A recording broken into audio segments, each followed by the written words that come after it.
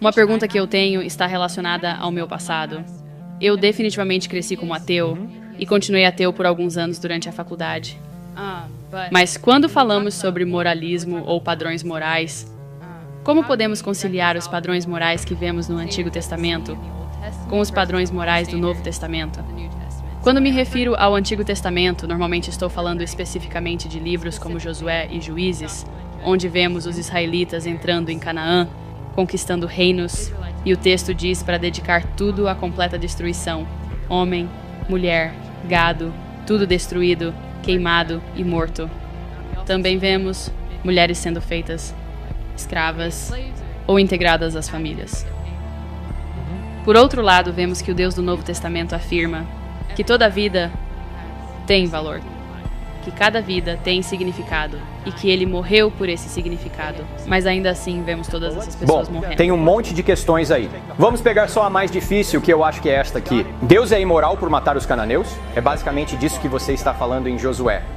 Bom, primeiro, a pergunta que eu quero fazer é: se Deus não existe, por que qualquer atrocidade do Antigo Testamento seria errada? Ateus normalmente respondem a esse tipo de pergunta. Sei que você não é ateu, mas quando dizem o Deus da Bíblia é imoral, eu paro e pergunto: qual é o seu padrão moral? Porque se você é ateu, não existe um padrão moral absoluto. É só a sua opinião. Agora, uma pergunta justa que um ateu poderia fazer seria: ok, mas você está dizendo que o seu Deus é amoroso. Então isso é um problema dentro da sua própria cosmovisão. Então a próxima pergunta que faço é: Deus é arbitrário ou ele dá razões para julgar as pessoas no Antigo Testamento? Boa pergunta. Ele dá razões. Ele não simplesmente acorda como um chefe da máfia e diz: hoje quero os cananeus mortos. Ele teve motivos para isso. E provavelmente o principal motivo, depois de 400 anos de avisos, é que os cananeus estavam sacrificando seus filhos ao deus pagão Moloque. Esse era um ídolo de metal, aquecido até ficar incandescente, e eles colocavam seus bebês nos braços dessa estátua, assistindo seus filhos serem queimados vivos. Na verdade, Plutarco, um escritor grego, não está na Bíblia, escreveu que os moradores batiam tambores ainda mais alto durante esses sacrifícios, para que os pais não ouvissem os gritos dos próprios filhos sendo sacrificados. Agora, em toda a universidade que eu visito, normalmente um ateu se levanta e diz: se existe um Deus bom, por que ele não impede todo o mal no mundo? Bem, aqui está uma situação em que Deus viu o mal e disse: chega, precisamos acabar com isso. Israel, vamos lá acabar com isso. E agora estão reclamando. Então, por que reclamar que Deus não impede o mal e depois reclamar quando ele impede? Agora o que eles dizem é: sim, mas Deus foi longe demais. Ele mandou exterminar todo mundo, inclusive as crianças. Deus está punindo os cananeus por matarem crianças e então ele manda ir lá e matar todo mundo. Como isso faz sentido? Bem, há duas formas de olhar para isso. Uma delas está num livro escrito por Paul Copan, não sei se você já ouviu falar. O livro se chama Deus é um Monstro Moral. Copan é um especialista no Antigo Testamento, e ele explica que quando você lê algo como, por exemplo, em Deuteronômio 7, onde está escrito para destruir completamente aquelas nações, o que muitos interpretam como incluindo homens, mulheres e crianças, você precisa entender que isso é o que chamamos de linguagem hiperbólica, porque se você continuar lendo o próximo versículo, ele diz: e não se casem com eles.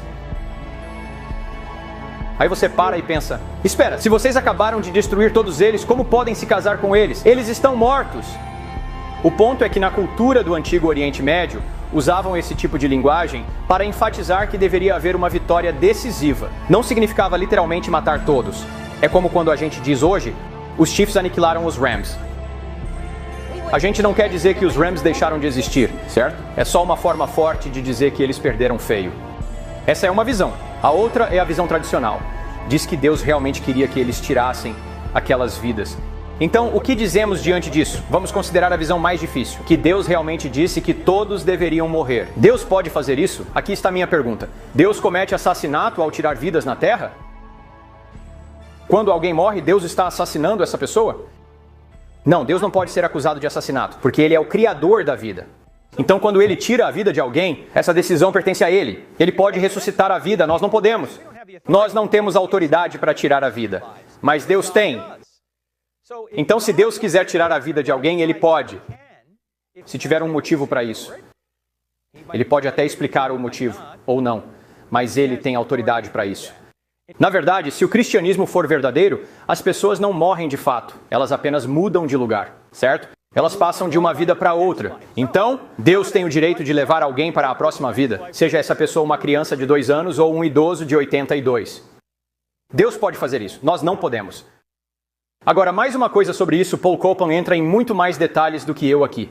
Mas um ponto adicional importante. Precisamos reconhecer que a teocracia do Antigo Testamento foi algo único e temporário. Não era o ideal eterno, mas um meio para chegar a uma nova aliança. Deus queria levar o povo prometido à terra prometida para que, a partir deles, viesse o Messias prometido. E esse Messias seria uma bênção para todo o mundo. E se ele deu 400 anos de avisos aos cananeus, que praticavam coisas detestáveis, e mesmo assim eles não pararam, então, com criaturas livres, a única opção de Deus naquele ponto era usar a força para expulsá-los. E aparentemente foi isso que ele fez. Deus pode fazer isso. Nós não podemos. Mas Deus pode. Agora, quanto ao próximo ponto, o Antigo Testamento, como eu disse, foi temporário. E nunca foi pensado para ser a lei ideal para todos os tempos. Na verdade, tudo a partir de Êxodo 20, incluindo os 10 mandamentos até Deuteronômio, não se aplica diretamente aos cristãos. Você sabia que os 10 mandamentos não se aplicam diretamente aos cristãos? A não ser que sejam repetidos no Novo Testamento. E 9 dos 10 mandamentos são repetidos. O único que não é repetido é o mandamento de guardar o sábado. Por quê? Porque quem é o nosso sábado? Jesus. Ele já veio. O sábado é o nosso descanso. Portanto, a menos que algo seja reafirmado e renovado no Novo Testamento, não é aplicável aos cristãos hoje. E isso não é algo que se ensina com frequência nas igrejas. Muitas vezes nós simplesmente abrimos a Bíblia como se fosse um livro de sorte, colocamos o dedo em um versículo e começamos a ler. Mas não é assim que a Bíblia foi feita para ser lida. Na verdade, isso vai soar meio chocante, mas não existem versículos na Bíblia. Você sabia disso? Não há versículos na Bíblia. Os versículos foram adicionados há cerca de 500 anos para nos ajudar a localizar os textos. A vantagem dos versículos é que nos ajudam a navegar pelo texto. A desvantagem é que tendemos a pensar que esses versículos são como verdades isoladas que podemos aplicar fora do contexto. Mas essa não é a forma como a Bíblia deve ser lida. O único lugar onde isso pode funcionar é em Provérbios. Na maioria dos outros casos, você precisa entender o contexto e o que está acontecendo na passagem.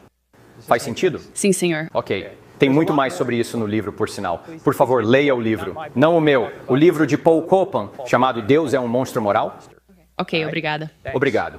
Ótima pergunta.